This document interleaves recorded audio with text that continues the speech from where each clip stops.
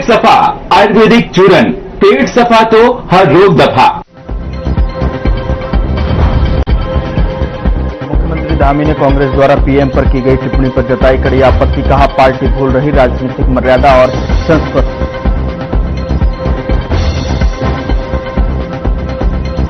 दिल्ली में कांग्रेस की वोट चोरी, गद्दी छोड़ रैली पर बीजेपी का हमला, कहा देश में पीएम मोदी की लोकप्रियता से कांग्रेस में बौखलाहट।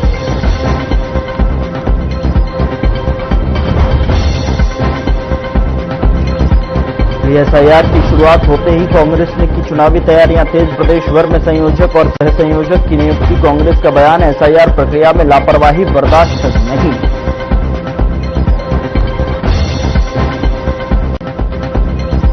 मुख्यमंत्री धामी ने कहा जन जन की सरकार, जन जन के द्वार कार्यक्रम 45 दिन तक चलेगा, हर न्याय पंचायत तक पहुंचेगी सरकार, मौके पर मिलेगा योजनाओं का लाभ।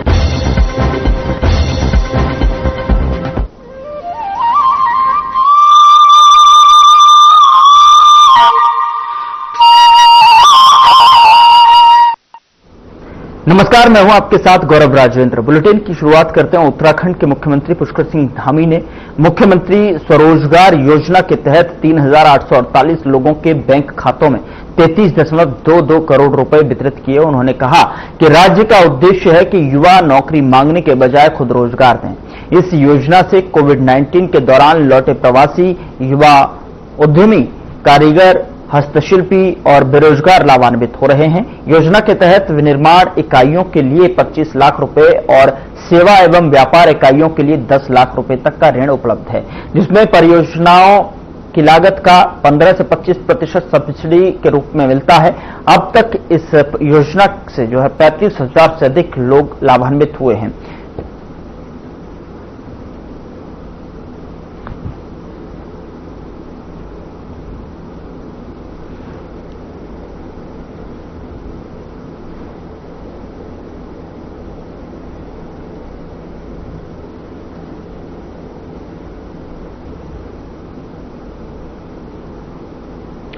हल्द्वानी में अब स्पाइन से जुड़ी गंभीर बीमारियों के इलाज के लिए मरीजों को दिल्ली या बड़े महानगरों का रुख नहीं करना पड़ेगा। BLK max super speciality hospital नई दिल्ली ने advance global health hospital Haldwani में अपनी एक्सक्लूसिव स्पाइन सर्जरी ओपीडी सेवाओं की शुरुआत कर दी है। इस ओपीडी का शुभारंभ BLK max super speciality hospital के ऑर्थो स्पाइन सर्जरी विभाग के वाइस चेयरमैन एवं head doctor Puneet Girdhar, associate consultant doctor Manish Garg और एडवांस ग्लोबल हेल्थ हॉस्पिटल के डायरेक्टर डॉक्टर हरा प्रसाद की मौजूदगी में किया गया है।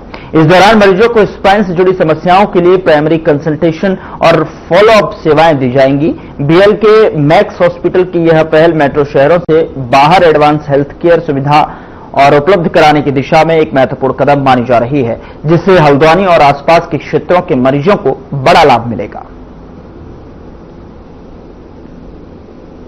तो BLK max centre for spine and robotic spine surgery जो है वो डॉक्टर हरा प्रसाद के जो advanced global joint and spine centre से टाई अप करके उनके साथ कोलैबोरेशन से हर महीने first Saturday of every month 11 बजे से सुबह से दोपहर के 2 बजे तक हम ओपीडी सर्विसेज और कंसल्टेशन प्रोवाइड करेंगे। और हमारे spine surgeon doctor Manish Garg जो की कंसल्टेंट है स्पाइनल टीम में BLK max centre for spine में, वो खुद पर्सनली विजिट करेंगे सैटरडे को हल्द्वानी में। और संडे को 11 से 2 सुबह first Sunday off the month Rudrapur में वो आपको सिद्धि विनायक हॉस्पिटल में सेम कंसल्टेशन के लिए पेशेंट्स के लिए अवेलेबल होंगे। अभी तक हम रोबोटिक स्पाइन 450 सर्जरीज कर चुके हैं और 18,000 टोटल स्पाइनल सर्जरीज करी हैं। 12,000 से ज्यादा मिनिमल इन्वेजिव स्पाइनल सर्जरी है जो दूरबीन से की होल के थ्रू करी है। देखिए, बीएलके मैक्स जो है वो कंप्लीटली सर्जिकल प्रोसीजर करते हैं और जो global health spine joint research centre ये special for non invasive technique के लिए है। तो जहां सर्जरी की जरूरत नहीं पड़ेगा पेशेंट को, जो सर ने बताया, जो अप्रोक्सीमेटली 90% केसेस में जरूरत नहीं पड़ता है, इन दैट कंडीशन हम लोग यहाँ कर पाएंगे पेशेंट को। तो उसके लिए हमारे पास एडवांस टेक्नोलॉजीज है, जो कि वर्ल्ड का सब एडवांस टेक्नोलॉजी है, और बहुत अच्छा रिजल्ट हमने ऑलरेडी दे पाए हैं। यहाँ कुमाऊं के बहुत पेशेंट हम लोगों ने किया है, और जिसको सर्जरी जरूरत है उस कंडीशन में बीएल के मैक्स में हम लोग यहाँ से सर बैठेंगे और उनको दिखा पाएंगे यहाँ पे। उनको दिल्ली जाने की जरूरत नहीं पड़ेगा, लेकिन सर्जरी के लिए जाना पड़ेगा वहाँ। तो फैसिलिटी अभी सर्जरी के यहाँ है नहीं, वो दिल्ली में ही है।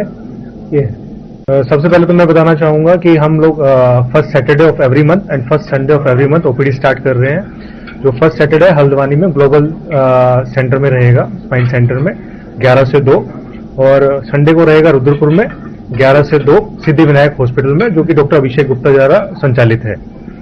और हमारा मेन मकसद ये है कि जो हल्द्वानी और रुद्रपुर की जनता है और जो कुमाऊं क्षेत्र की जनता है, वो को दिल्ली जाने की जरूरत नहीं है। जो दिल्ली में वो ओपिनियन लेंगे या कंसल्टेशन करेंगे, वही सेम चीज हम लोग उनको रुद्रपुर और हल्द्वानी में अवेलेबल करा रहे हैं। जैसे कि सर ने बताया कि 90% ऑफ द पेशेंट को सर्जरी की जरूरत नहीं पड़ती है, और दवाइयों से और फिजियोथेरेपी से ही ठीक हो जाते हैं। तो हमारी पूरी कोशिश रहेगी कि उनको दवाई और फिजियोथेरेपी से ठीक करने की। बट अगर इन केस सर्जरी की किसी पेशेंट को जरूरत पड़ती है, तो हम उसका प्लानिंग कर सकते हैं, जिससे कि वो डायरेक्ट अस्पताल में जाके एडमिट हो सकते हैं और अपनी सर्जरी करा सकते हैं। जिससे कि उनका पैसा और स्टे जो है वो काफी हद तक कम हो जाएगा और काफी उनके लिए अच्छा रहेगा। और पेशेंट्स को ब्लड लॉस नहीं होता है, सब कीहोल से।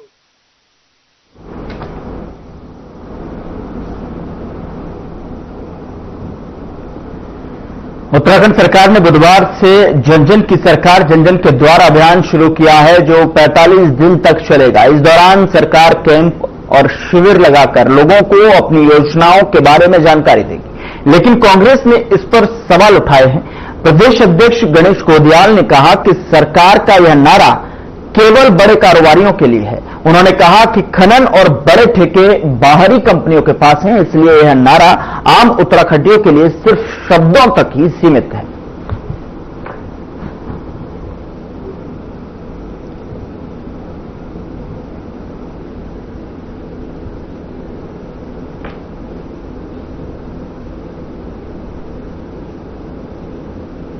जन जन के द्वार का नारा देकर और धन्ना सेठों के द्वार पहुंच जाती है।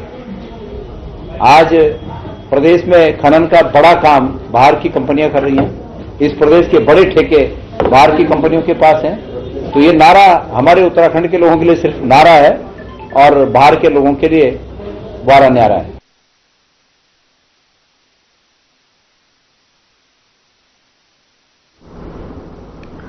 उधर हल्द्वानी तहसील क्षेत्र में बनाए गए स्थायी निवास और जाति प्रमाण पत्रों की जांच अब तेज हो गई है।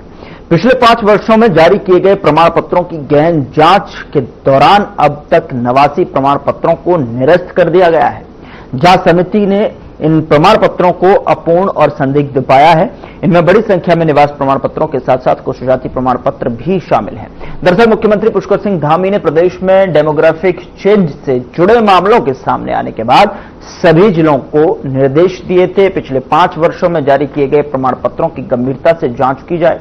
इसी क्रम में नैनीताल जिले के हल्द्वानी परगना क्षेत्र में भी विशेष जांच समिति का गठन किया गया है।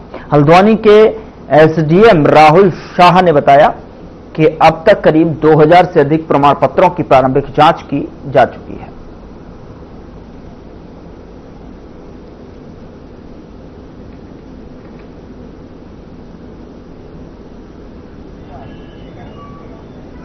अब बीच में प्रकरण आया था जिसमें कि प्रमाण पत्रों में गलत अभिलेख लगा के प्रमाण पत्र प्राप्त करने का संज्ञान में आया था, जिसमें प्राथमिकी दर्ज की गई थी सभी व्यक्तियों के खिलाफ। इसके बाद तहसील में जितने भी हमारे पिछले 5 से 6 वर्षों में प्रमाण पत्र जारी हुए हैं, सभी की स्क्रूटनी की जा रही है।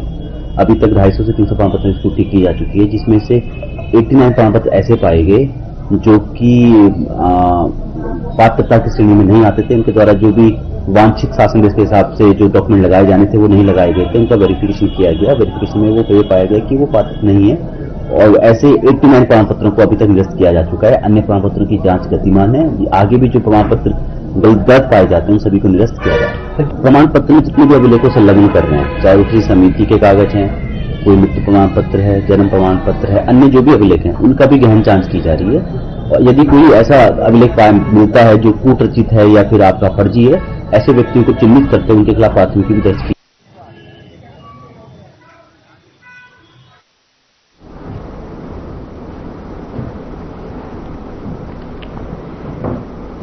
क्रिसमस पर्व और नववर्ष के मौके पर खाद्य पदार्थों में मिलावट को रोकने के लिए खाद्य सुरक्षा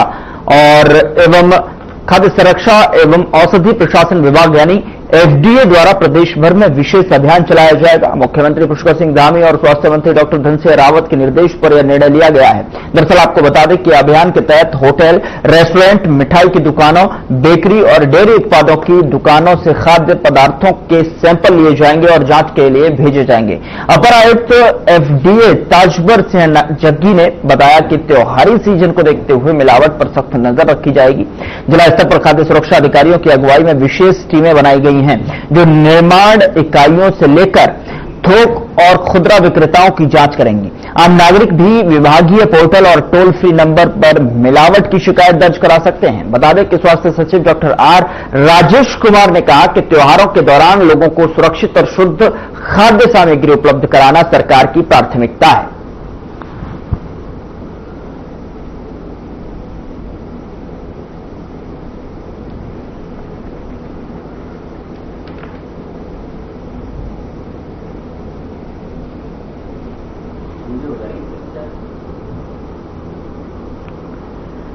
उधर हाईकोर्ट नैनीताल के निर्देश पर परिवहन विभाग बड़ी कार्रवाई करने जा रहा है। दरअसल आपको बता दें कि जिसमें 7+1 सीटर विक्रमों का संचालन पूरी तरह से प्रतिबंध रहेगा और इसकी जानकारी देते हुए संभागीय आरटीओ प्रशासन संदीप सैनी ने कहा कि हाईकोर्ट के निर्देश पर अभियान चलाया जा रहा है।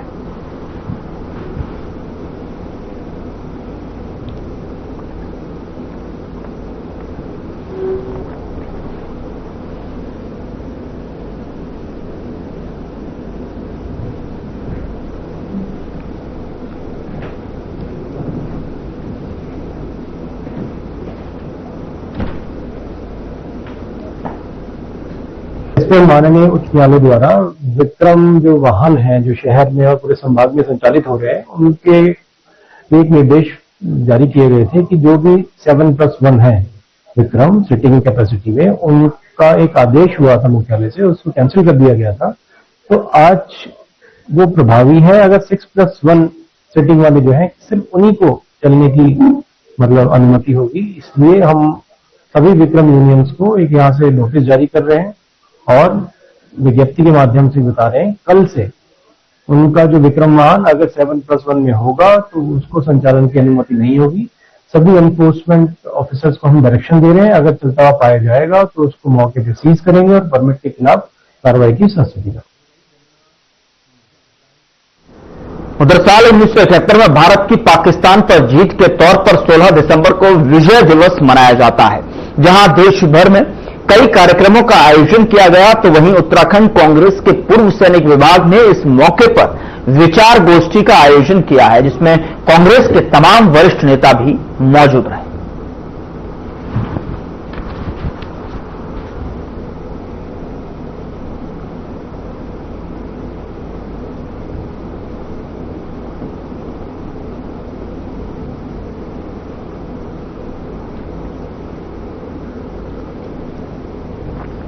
मैं कर्नल रामवृतन नेगी, प्रदेश अध्यक्ष उत्तराखंड कांग्रेस। जैसा कि आपको मालूम है कि 16 दिसंबर 1971 में हिंदुस्तान ने पाकिस्तान के साथ जो वॉर हुआ था उसमें पाकिस्तान ने उस टाइम पे जो उनका पूरी पाकिस्तान था उस इलाके में वहां के नागरिकों के साथ काफी दुर्व्यवहार हो रहा था। काफी शरणार्थी, लाखों की संख्या में शरणार्थी हमारे देश में आए थे। उस मौके पे हमारे नेतृत्व कर रहे थे इस देश के लोह महिला श्रीमती इंदिरा गांधी जी, जिन्होंने इस चुनौती को देखा। उन्होंने उनको मानवता के आधार लेते हुए उन्होंने पहले तो पूरे विश्व में इसके बारे में जानकारी दी।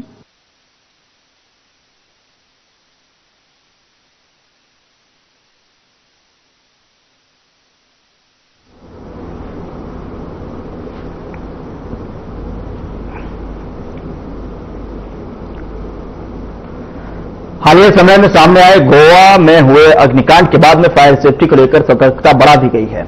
इसी कड़ी में दून मेडिकल कॉलेज भी रेड मोड में नजर आ रहा है, जहां पर दून मेडिकल कॉलेज के चिकित्सा अधीक्षक डॉक्टर आरएस बिस्ट ने बताया कि हालिया फायर सेफ्टी ऑडिट में हॉस्पिटल में 4 बड़ी कमियां सामने आई हैं, जिनमें से 3 को तुरंत ठीक कर दिया गया है। लंबे समय से बंद पड़ा फायर पंप सिस्टम अब चालू कर दिया गया है। दरअसल आपको बता दें कि उसकी फायर ड्रिल भी जो है सफलतापूर्वक कराई गई है। वहीं हॉजेस समेत जरूरी फायर सेफ्टी उपकरणों की कमी भी जो है पूरी कर दी गई है। बिस्ट ने कहा कि फिलहाल अस्पताल में कोई भी स्ट्रक्चरल कमी नहीं है और सभी फायर एक्सटिंग्विशर समय से जो है पहले बदले जा रहे हैं ताकि वे पूरी तरह से काम करने की स्थिति में रहे। आपसे बात करेंगे क्या? देखिए, उसमें 4 खामियां पाई गई थी। जो हमारा पंप सिस्टम था वो नहीं चल रहा था, वो पंप सिस्टम एक्टिवेट कर दिया गया था, वो उसके अगले ही दिन हो गया था। हमारी फायर ड्रिल भी उसके साथ हो चुकी थी। दूसरा उसमें कमी ये बताई गई थी कि कुछ होजेस की कमी थी, वो हमारी सब जगह पे लग चुके हैं। एक जो मेन कमी अभी हमारे पास रहेगी, फायर फाइटर्स की अपॉइंटमेंट हमारे बच गए, वो हमने उसकी रिक्वायरमेंट भेज दी है। जल्दी प्रिंसिपल लेवल पे उनके टेंडर निकल के फायर फाइटर्स की पोस्ट अलग से निकाली जाएगी, है ना। ये 2 तो मेरे पे पड़ी है, मैं अभी आपको व्हाट्सएप करता हूँ। ठीक है,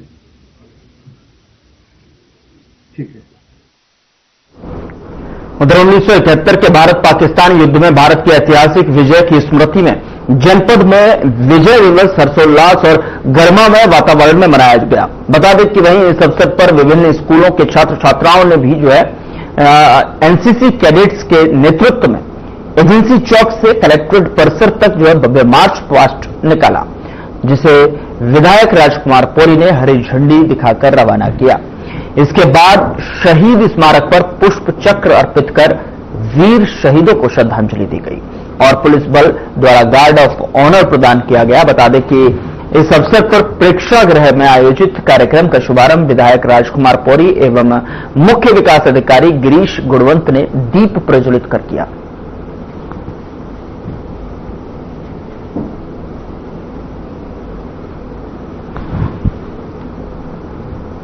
मैं नमन करता हूं दोस्तों उन महान वीरों को जिन्होंने कि 1971 के संग्राम में भाग लिया और पाकिस्तान को घुटने में ला दिया। आपको मैं यकीन दिलाना चाहता हूं बंधुओं कि उस समय के जो हमारे पूर्व सैनिकों ने जो लड़ाई लड़ी है, वो एक भारत के लोगों की विश्व के लिए एक उदाहरण थी। आपको मालूम होना चाहिए कि वो कोई भी युद्ध नहीं कि जिस युद्ध में 1,93,000 सैनिकों ने हमारे जनरल साहब और हमारी सैनिकों के चरणों में अपने हथियारों को रखकर और हमारे जो वीर सपूत थे उन्होंने ढाका पे कब्जा करके और पाकिस्तान का जो एक हाथ था, दोना हाथ, जिसे पूरी पाकिस्तान के नाम से पुकारा जाता था, और वहां पर हमारे जैसे मुजीब रहमान उस समय वहां के बांग्लादेश का मुख्यमंत्री थे और पूरी बांग्लादेश को आजाद कर अलग बांग्लादेश बनाया है। आज हम लोग यहाँ पे विजय दिवस के उपलक्ष्य में यहाँ पे सारे इकट्ठे हो रहे हैं। आज बहुत खुशी की बात है कि आज के ही दिन पे 16 दिसंबर को ही हमारे भारत ने पाकिस्तान के ऊपर बहुत बड़ी उससे जीत दर्ज की थी। पाकिस्तान से ही अभी लंबे में नहीं जा पाऊंगा कि 93,000 जो सैनिक थे उनके जनरल साहब के साथ में हमारे इंडिया ने उनको घुटनों पे लाके रख दिया था। उन्होंने अपने सारे बैग वैग निकाल के सारे नीचे रख लेते और आत्मसमर्पण कर दिया था, और हम लोग इसी विजय के नाते हम लोग इसको विजय दिवस के रूप में मनाते हैं। ये हमारे लिए बहुत ही गर्व का दिवस है क्योंकि इस दिन हमारे वीर सैनिकों ने 1971 की लड़ाई को जीता था और जो पूर्वी पाकिस्तान उस समय था वो एक अलग देश के रूप में अस्तित्व में आया था और उसमें हमारे असंख्य वीर जवानों ने अपनी शहादत दी, अपने देश के लिए अपनी जान पे खेले, और उसी उपलक्ष्य में हमने यहाँ पे आज पौड़ी में ऑडिटोरियम में कार्यक्रम यहाँ पे किया गया है, जिसमें जो हमारे यहाँ जनपद पौड़ी के जो वीर सैनिक हैं उनको सम्मान दिया गया है, और जो हमारे जो सैनिकों ने जो हमारे देश के लिए जो कार्य किया है उसके बारे में जो हमारे यहाँ के बच्चे हैं उनको अवगत कराया गया है। यहाँ के जो हमारे आम नागरिक हैं उनसे उनके बारे में बताया गया। पौड़ी जनपद के अंतर्गत विजय दिवस के अवसर पर एक कार्यक्रम आयोजित किया गया है और इस कार्यक्रम को पौड़ी सोल्जर बोर्ड के द्वारा आयोजित किया गया। बहुत ही सुंदर छोटे बच्चों के रंगारंग कार्यक्रम, सेना से जुड़े हुए कार्यक्रम देखने को मिले हैं और इस अवसर पर सैनिकों के भी जो अनुभव हैं वो सुनने को मिले, साझा करने को मिले, और यहाँ पर छात्र छात्राओं ने अपना अपना प्रदर्शन किया है। ये केवल फॉर्मेलिटी के लिए कार्यक्रम नहीं होना चाहिए। इसमें सभी विद्यालयों के छात्र छात्राओं को इन्वॉल्व करना चाहिए, ताकि हम लोगों का जो मैसेज है, जो सैनिकों ने देश के लिए अपने बलिदान किया है, जिन्होंने हमारे देश की रक्षा की है और देश को हर तरफ से सुरक्षित रखने का उनका मैसेज जो है हर घर तक जाना चाहिए और ये बड़ा कार्यक्रम निश्चित रूप से आगे। यहां रुक रहे एक छोटे से ब्रेक ले, ब्रेक के उस पार खबरों का सिलसिला लगातार जारी है।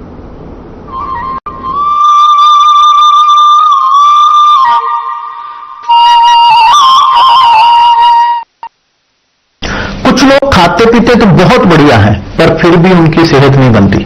पिछले हुए गाल हैं, हड्डियां निकली हुई हैं, पैंटें ढीली हैं, कपड़े जचते नहीं, कोई पर्सनैलिटी नहीं। ऐसे लगता है इधर से खाए जा रहे हैं, उधर से निकले जा रहा है, क्योंकि उनका पाचन तंत्र खराब है। और जब तक के पाचन तंत्र दुरुस्त नहीं होगा, वो जितना मर्जी अच्छे से अच्छा खा ले, उनकी सेहत नहीं बन सकती। इसलिए हमारी संस्था सन्यासी आयुर्वेदा ने एक ऐसी दवा का निर्माण किया है जो कि आपके लिवर को, आपके पाचन तंत्र को दुरुस्त करने का काम करती है, ताकि आप जो भी खाएं उसका पूरे का पूरा निचोड़ आपके शरीर को लगे, आपकी भूख बढ़े, खाया पिया सही से लगे, नया खून बने, हड्डियों में जान आए, वजन बढ़े और आप मोटे तगड़े खूबसूरत पर्सनैलिटी के मालिक बन जाएं। सिर्फ 655 रुपए की पूरे 1 महीने की दवा होती है और आप इसे घर बैठे 01145454545 पर फोन करके दवा मंगवा सकते हैं।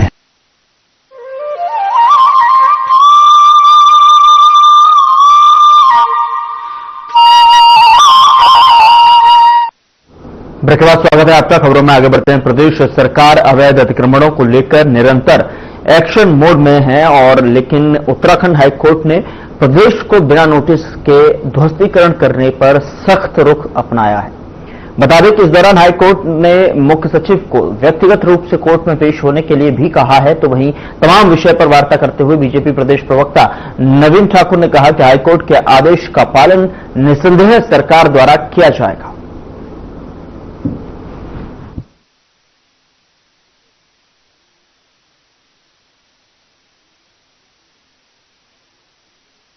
और ये तो तय है कि झाकर भानी की सरकार ने उत्तराखंड में तय किया है कि सरकार की एक एक इंच भूमि को जो है अतिक्रमण कार्यों से छुड़ाएंगे और कोई भी अतिक्रमण उत्तराखंड में बर्दाश्त नहीं किया जाएगा।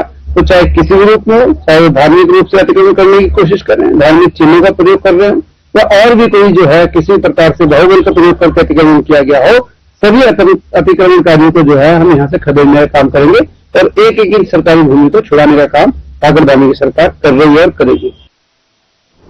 उधर ऋषिकेश के डीएसबी इंटरनेशनल स्कूल में वाको इंडिया किक बॉक्सिंग फेडरेशन के तत्वाधान में 111 अस्मिता किक बॉक्सिंग लीग 2025-26 का सफल आयोजन किया गया। इस लीग में उत्तराखंड के विभिन्न जिलों से आए लगभग 350 खिलाड़ियों ने उत्साहपूर्वक प्रतिभाग किया। कार्यक्रम में फेडरेशन के राष्ट्रीय अध्यक्ष संतोष कुमार अग्रवाल ने मुख्य अतिथि के रूप में शिरकत की। उन्होंने बताया कि इस लीग में स्वर्ण पदक विजेता खिलाड़ी आगामी north zone kick boxing league में उत्तराखंड का प्रतिनिधित्व करने के लिए जम्मू जाएंगे। कार्यक्रम में अतिथि के तौर पर राज्य मंत्री सुरेंद्र मोगा और राज्य महिला आयोग अध्यक्ष कुसुम कंडवाल ने भी जो है शिरकत की है।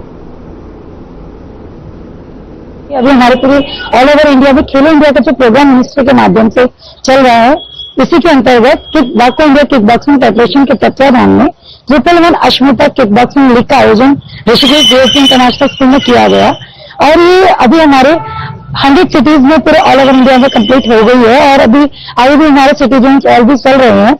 और जो टूर्नामेंट अभी उत्तराखंड डीएसबी में हुआ है ऋषिकेश में, यहाँ से जो भी बच्चे जिसमें भी यहाँ से लगभग 350 खिलाड़ियों ने इसमें प्रतिभा किया है।